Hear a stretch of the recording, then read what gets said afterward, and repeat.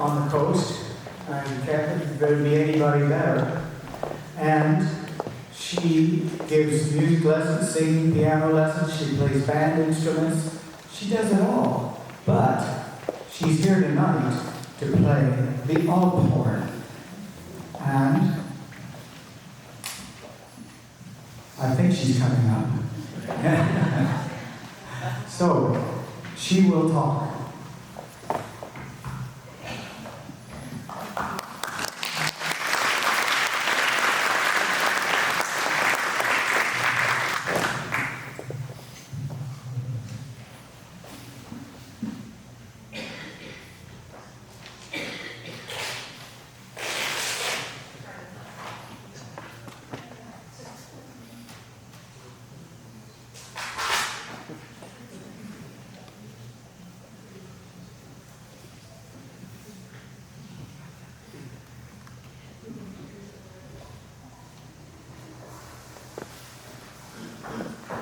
Good evening. My name is Caryn Backman.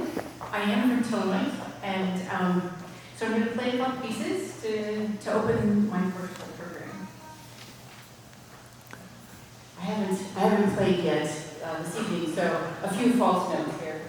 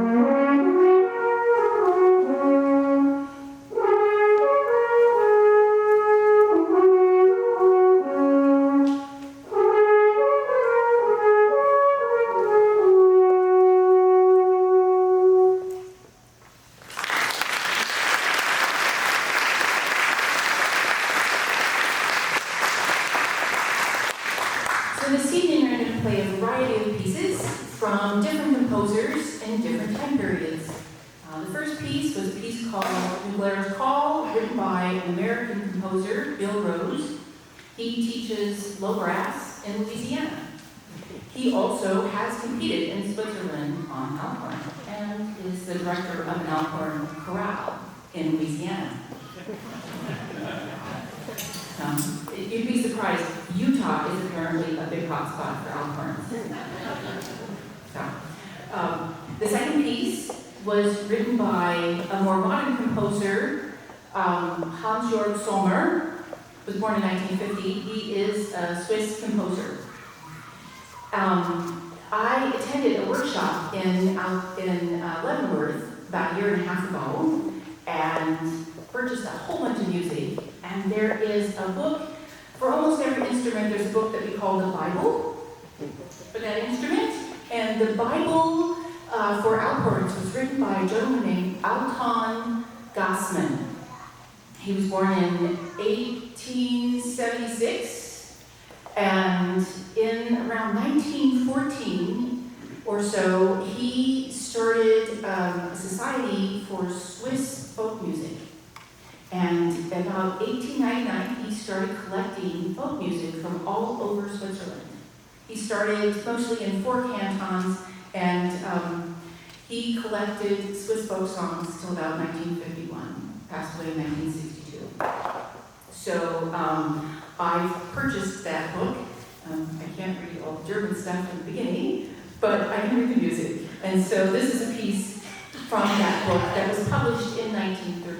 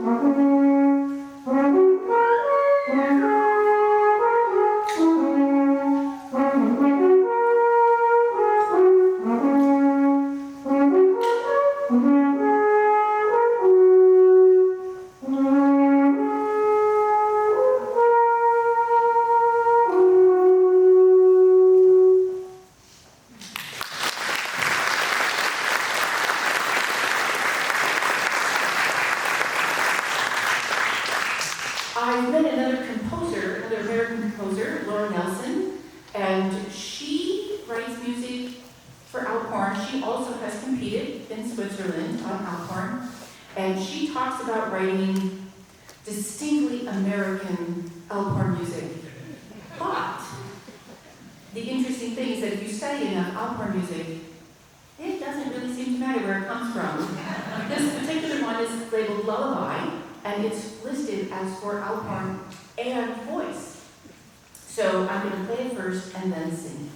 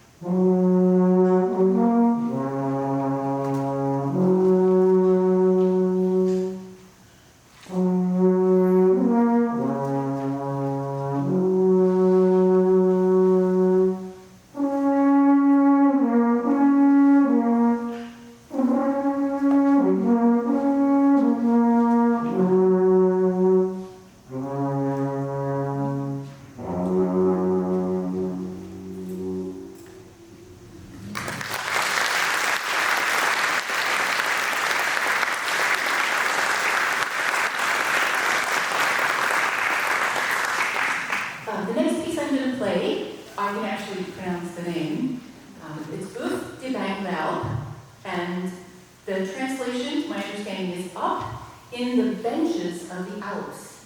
And the benches of the Alps are, of course, the fields where the cows spend summer.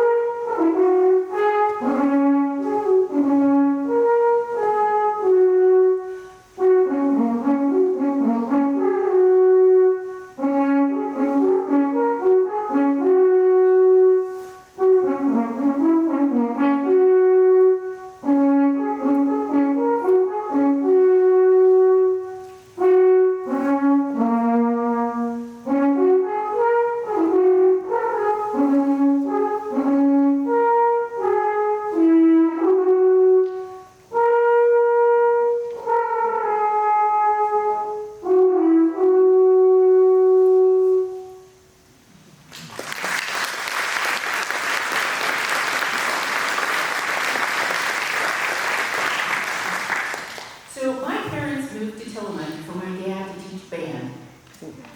And in those days, early 60s, every teacher had a summer job.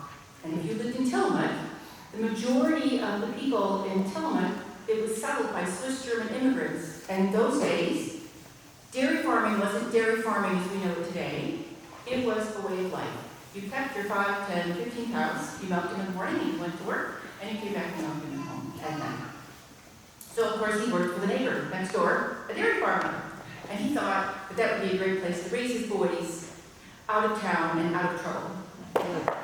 Of course, I have 3 sisters.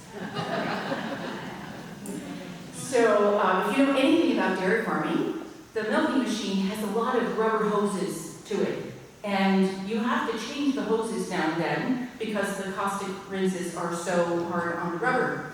And my dad would hand my sisters and I hoses, the used hoses, and he would say, "Go play." And he didn't mean go play with the hoses. He meant go play the hose. So I grew up playing hoses, and that's what this is. It's just a big hose. It's just like a string trumpet or a bugle. And what it does is it amplifies the sound of the buzzing lips. So, put the mouthpiece on. Certain amount of amplification. And when you put it on the instrument, of course, you get more amplification. This instrument, though, because it has no valves, no holes, it only plays what we call the overtone series. Now, for those of you who don't know music, I apologize, music has 7 notes, A, B, C, D, E, F, G, and then you start over again. So when you get to the next A, B, C, D, E, F, G, A, that is 8, and that is your octave. Okay? I get 3 octaves worth of notes on this instrument. And so, but I don't get every note in the octave. So in my lowest octave, I get that bottom note. We often number them, 1, and I get 8. I get the top one, and then the only other note I get in that octave is step 5. So I'm going to play those for you.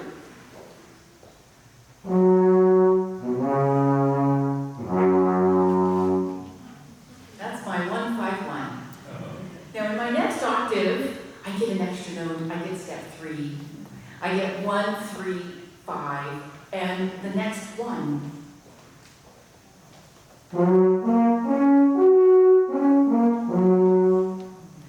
Now there's actually one more secret note in there, and it's not really step 6, and it's not really step 7. It's a flatted 7, and it gives it kind of a sad or a plaintive sound.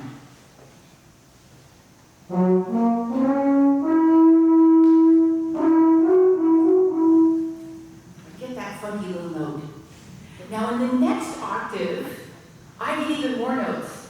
I get step 1, 2, and 3, and then I don't really get 4. I get a sharp 4, somewhere between 4 and 5, and then I get 5, and then I get 6. I get that flatted 7 again, and sometimes I can get the natural 7 and the next 8.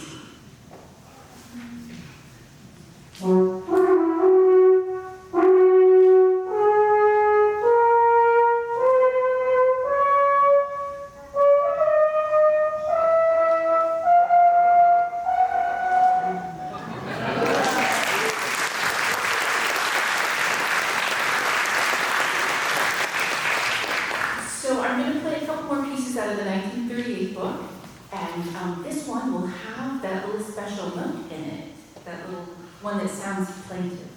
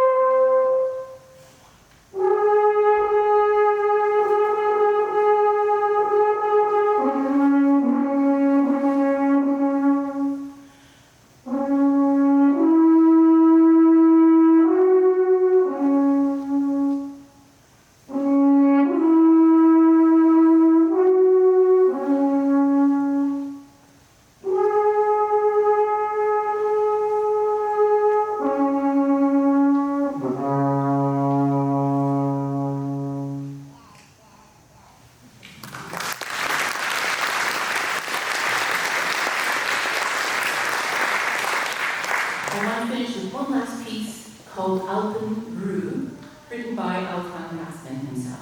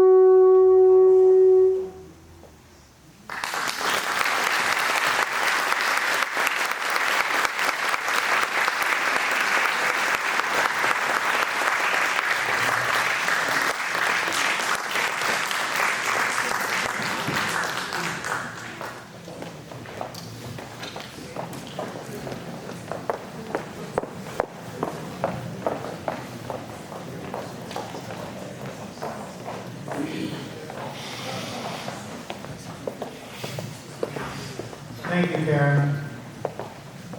And I have to say, I feel very, very lucky to have Doug Stickler as our accompanist. He can play almost anything anybody wanted to play.